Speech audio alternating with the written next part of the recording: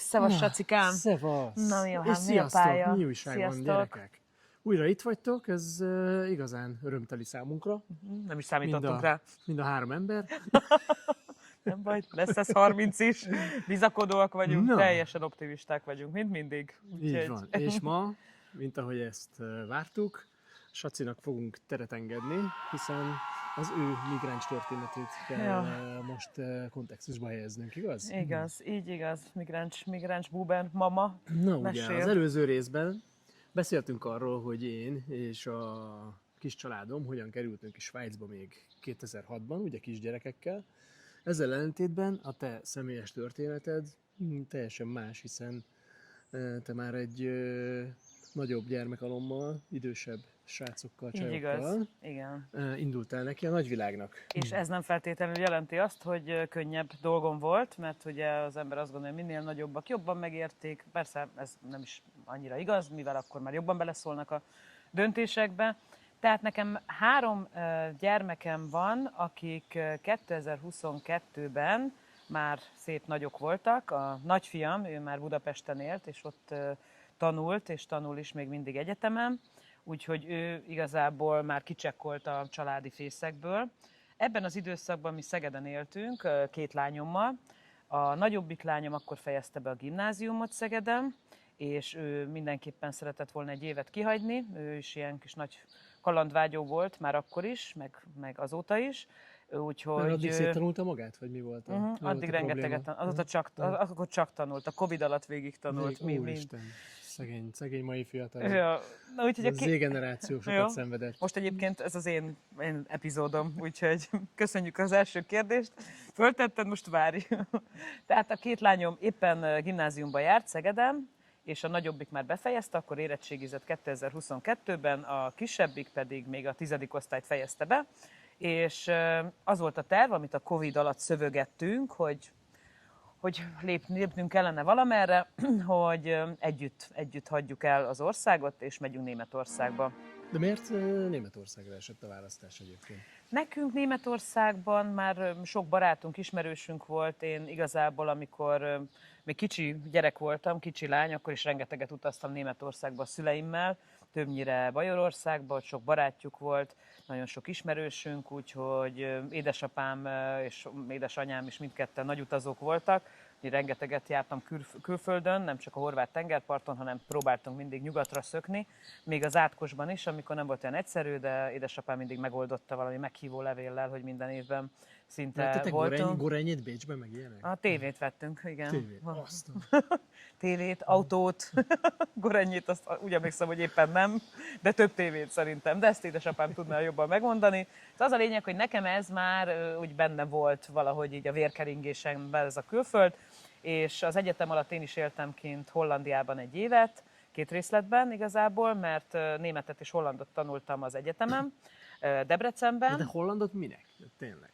Mert holland baráta is voltak a szüleimnek, és nagyon tetszett ez a nyelv, őket megismertük egyszer csak egy kempingezés közben, Horvátországban, és ha jól emlékszem, Rotterdamban éltek, mert azért most már nem tartjuk, vagy én nem tartom velük a kapcsolatot, és nagyon jó barátságban lettek az én szüleimmel, utána voltak ők is Hollandiában, mondjuk oda pont nem vittek magukkal, és igen, és ők is voltak nálunk Magyarországon látogatóba, sátorral, úgyhogy nagyon jó kis kapcsolódások voltak ezek így külföldiekkel, külföldi barátokkal, rokonaink nem voltak külföldön, bár bennem van egy kis sváb vér, édesanyámat Ecknek hívták, úgyhogy nem kicsi.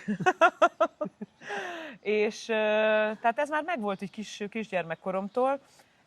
Az, hogy Ausztria vagy Németország, mert ugye Hollandiában nem akartam költözni, ezt úgy éreztem, hogy azért úgy éreztük, hogy az nagyon messze van, meg a lányaim is ugye németül beszéltek, de hát hollandul nem, és aztán végül is Németországra esett a választás. Déli tartományban szerettem volna mindenképpen maradni, hogy most Bajorország vagy Baden-Württemberg. Igazából Bajorországot talán egy picit jobban ismertem, és nagyon tetszett, amikor ránézel a térképre, hogy Bajorországban rengeteg tó van, és én... Várjál, mi volt a sztori alapja? Nem volt nektek jó Szegeden már, vagy... Nem, ez igazából kifelé vágytatok az országból? Volt valami trigger, vagy ez csak úgy Nem, semmi különösebb oka nem volt. Igazából én régóta, azt gyerekeim is tudták, hogy én régóta szeretnék így kalandvágyból külföldre költözni, hogy ez most csak egy pár éves intervallum, vagy egy kicsit hosszabb, ezt így nem definiáltuk, de mivel én mindig külföldi cégekkel, német, osztrák cégekkel dolgoztam együtt, ez úgy sokat utaztam a munka miatt is külföldre, ez úgy valahogy így benne volt a rendszerben. És mikor így beszélgettünk a Covid alatt, be voltunk zárva egy kis 50 négyzetméteres lakásba, akkor ők is egyre jobban nyitottak ebbe az irányba, hogy hú, de jó lenne, ha most vagy soha alapon. Ők már akkor mind a ketten, a két lányom abban gondolkozott, hogy külföldön fognak esetleg tanulni egyetemen. Hány évesek voltak akkor? A nagyobbik 19 lett, a kisebbik pedig 17. Leérettségizett suli dan. Igen, tehát a nagyobbik leérettségizett, a kisebbik, mondom, hogy a 10. osztályt fejezte be, és elkezdtünk német gimnáziumokat is keresni Münchenben, München környékén, de aztán végül is, és ez volt egy nagyon nehéz dolog a döntésünkben, vagyis hogy meghozni közösen ezt a döntést, de rengeteget beszélgettünk róla, és úgy gondolom, hogy ez nem csak az én döntésem volt, hanem ezt tényleg közösen hoztuk meg, hogy a kisebbik lányom végül is úgy döntött, és közösen megbeszéltük ezt, hogy ő inkább mégis Magyarországon fejezné be ebbe a szuper kis nyelvi gimnáziumban a tanulmányait, és majd csak utána, hogyha befejezi az érettségét, akkor fog kijönni külföldre. Úgyhogy a 3 gyermekből, ugye, ahogy mondtam, a fiam már az egyetemen tanult Budapesten, és ott is élt. A középső lányom jött velem, tehát mi ketten összepakoltuk a cokmokunkat, és elautóztunk Münchenbe. És ezt hogy kell elképzelni, hogy és a kisebbik pedig maradt, ami azért egy nagyon fájdalmas döntés volt. De milyen előkészítéssel jár, hogyha valaki ilyen döntésre adná a fejét, neked volt ott egy lakásod, amit béreltél? Nem. Vagy valaki meghívott oda? Nem. Volt esetleg egy munkád, ami miatt oda Nem, én ebben a periódusban éppen magánvállalkozóként, katásvállalkozóként dolgoztam Magyarországon, és egy magyar-osztrák anyavállalat vagy leányvállalattal rendelkező cégnek dolgoztam, és az volt a tervem, hogy megtartom a magyarországi vállalkozásomat, illetve az osztrák ilyen mini bejelentésemet, és Németországba költözök, és onnan fogok majd dolgozni Magyarországra vissza, és Németországba, illetve ugye networkölök egy kicsit Németországban, és bővítem a spektrumomat. És a lényeg az, hogy meg kellett azt állapítanom, hogy úgy nem tudok kiköltözni Németországba, hogy nincsen német munkám. Egyetlen megoldást találtam, hogy tényleg ezt a tervet kezdjük el megvalósítani, és aztán majd lesz, ami lesz, hogy kivettem egy Airbnb lakást. Tehát azt... Várjál, a német munkanélkül egyszerűen nem fogad be a német állam, vagy Bajorország? Hát Münchenben különösen nehéz a lakáshelyzet, tehát nagyon kevés lakás van magasáron, és jellemző az... Hogy kell ezt elképzelni, mondjuk egy lakást egy hónapra két hálószobával mennyire tudsz kibérelni ma? Hát ezt mindennel együtt, mondjuk olyan rezsiköltségekkel, egyebekkel, internettel egy olyan 1300-1500 euróért tudsz bérelni. Egy ilyen 50 és 60 négyzetméter közötti lakást, de ez mondjuk már azért úgy München, nem is a belvárosában, de azért központi helyen van. Minél kijebb mész, természetesen annál kedvezőbb ár ez. De ahogy mondtam, az én esetemben ez nem ment egyszerűen, mivel hogy nem volt német bejelentett munkám, és nem tudtam, amit a lakáskeresésnél egyből kérik, még mielőtt megmutatnák a lakást, hogy küld el nekik a 2 vagy 3 havi bérelszámolásodat, hogy igenis te financiálisan képes vagy ezt a lakást, a kaucióját kifizetni, ugye 2-3 hónapnyi kaució, illetve azt, hogy neked bejelentett munkád van. Úgyhogy lett ebből egy Airbnb lakás, amivel szerencsénk volt, az elején drágán indult a dolog, majd aztán, amikor ott voltunk már 2 hónapja Annával, akkor úgy döntöttem, hogy elkezdek egy kicsit kedvezőbbet keresni, és találtam is egyet, fele annyiért, és mondtam a tulajnak, az első bérlőnek, hogy hát minden, akkor megyünk. Vagy bérbeadónak, igen, hogy innen mi akkor megyünk, mert hogy ez túl drága, és mondta, hogy Gabriela, olyan jó kis bérlők vagytok, én meg még kint vagyok 4 hónapig Dél-Amerikában, mi lenne, hogyha maradnátok még 4 hónapig, és megfelezzük az árat, és így is lett. Jó dél. Tehát ez tényleg csak bátorság. Nem is gondoltam volna. Hát szerintem ő nem akart tényleg Dél-Amerikában volt, és nem akart feltétlenül onnan újabb bérlőket keresni, úgyhogy fél évig egy szuper kis, nagy, tágas kégliben laktunk, És utána pedig, ahogy beszéltünk már róla, tehát munkát kellett keresnem ahhoz, hogy egy rendes, nem Airbnb, nem ilyen turisztikai célú ingatlant vegyek ki, hanem egy bérlakást. És januárban elkezdtem dolgozni, és utána, ahogy sikerült... És hogy sikerült ilyen háttérrel magánvállalkozóból visszavedlened munkavállalóvá, illetőleg munkát találni egyáltalán valami, ami tetszett neked, amiben dolgoztál volna szívesen? Hát én igazából hogy ugye az időszakot? a munkakeresés is szerencsére nagyon, tehát ebben tök mázlista voltam tényleg, tehát mind a lakásban. Mázlista vagy, ezt Egyébként tudjuk, tényleg tehát mindig ez- mázlista vagyok, nem tudom miért. Biztos. Keresed a szerencsét. Még nem érdemled meg, de minden. Szóval szerencse rám talált a munkában is, és a lakásban is, és aztán a szerelemben is. Ez majd egy következő epizód. Aki nem te vagy, ezt tegyük hozzá mindenképpen. Hála az égnek.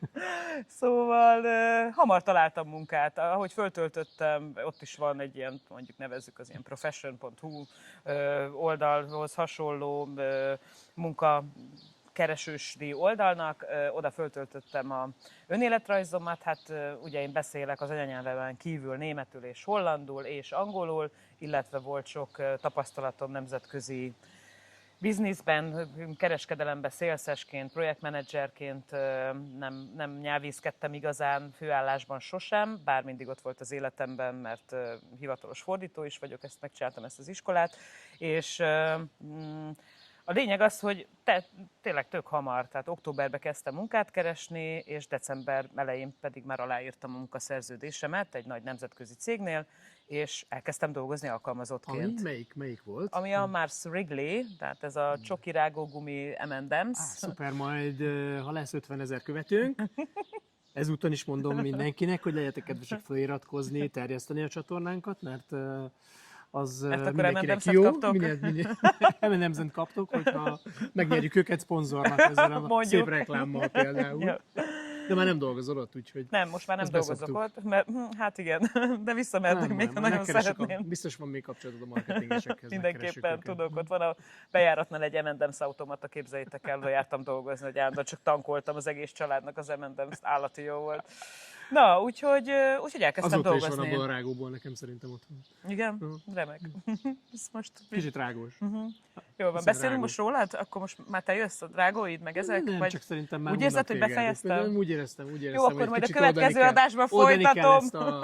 ezt a tömény Én még az monológot. érzelmi oldalát akartam egy picit. Tehát, hogy hogyan hagyjunk hátra egy kisgyermeket, aki 17 Pont éves. Milyen kérdezni nehéz. akartam egyébként, Hogy mert nem én is akartad ilyen, megkérdezni, mert ez a romantikus, része már érzelmes téged típus baromira vagyok. nem érdekel. Jó Te van. csak itt jössz, mész egész Európában. Na, úgyhogy nehéz volt, de majd erről beszélünk még esetleg. Van még időnk, mondhatod igazán. Én kíváncsi vagyok rá. Ja, csak hogy Szerintem annyira elmentünk a rágó irányába, azt hittem, hogy most már ez a topik, az én 22 percem lejárt. Tehát nem egyszerű ezeket a döntéseket meghozni, annélkül, hogy most nagyon elkomolyodnék, mert tök jól túléltük. Nincs Tényleg nálunk ez a zsepi, úgyhogy óvatosan az távnevelés, ez érzelméssel. tök jól működött. Persze ez egy olyan szuper alany kellett, mint az én lányom, és én is sokat járogattam azért haza, próbáltam úgy megoldani a munkámat, a logisztikát, úgyhogy rugalmasnak, flexibilisnek kell lenni.